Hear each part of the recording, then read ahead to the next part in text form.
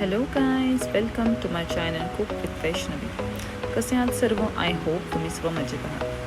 तर आज आपण बनवणार आहोत ब्रेडपासून गुलाबजाम. त्यासाठी ब्रेडचे थोडे स्लाइस घेऊन त्याचे असे व्यवस्थित तुकडे करून घ्यायचे. तुम्हाला पाहिजे तेवढ्या क्वांटिटीनुसार ब्रेड स्लाइस घ्या, त्याचे असे व्यवस्थित तुकडे करा.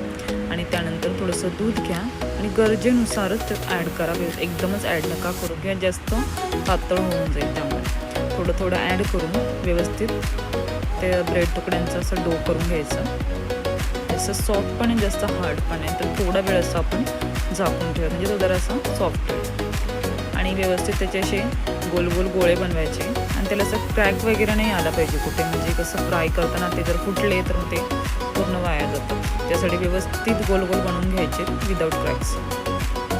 असं व्यवस्थित गोल बनवून झाल्यानंतर तेल गरम झाल्यानंतर हळूहळू तेलामध्ये सोडा आणि गॅस हा आपल्याला स्लोच ठेवायचा आहे. फास्ट गॅसवर फ्राय नका करू, कारण ते आतून कच्चे राहतील ना, वरून फक्त फ्राय झालेले दिसतील.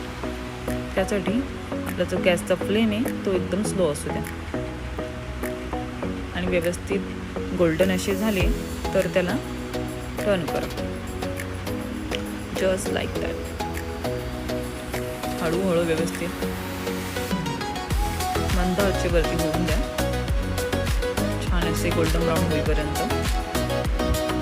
एकदा ते व्यवस्थित तेल गरम झालं की ते व्यवस्थित होतं. आणि याच्यानंतर आपल्याला 1 ग्लास पाणी घ्यायचं आहे आपण चाशणी तयार करण्यासाठी. 1 ग्लास पाणी घेतल्यावरती मी माझ्या अंदाजे 1.5 वाटी साखर घेतली होती. जशी तुमची क्वांटिटी असेल त्याप्रमाणे ॲड करा. आणि थोडीशी वेलची वगैरे तर ॲड करायची. छान थोडं उकळून द्या, थोडंसं पाक तो घट्ट होईपर्यंत. आणि आपले गुलाबजाम मस्त फ्राय झालेत गोल्डन गोल्डन. त्याचे गरम पाकातच आपल्याला टाकायचे, म्हणजे ते सगळं ॲब्झॉर्ब करते. असे व्यवस्थित दाखवल्याप्रमाणे झाले आपले गुलाबजाम तयार. आणि हा आमचा हावरट माझा भाऊ, त्याला मी बनवलेली प्रत्येक डिश खूप आवडते. कधीच नाव ठेवत नाही बिचारा माझा भाऊ, कारण मी बनवते तर छान. I know. Thank you guys, and don't forget like, share and subscribe. Bye, take care.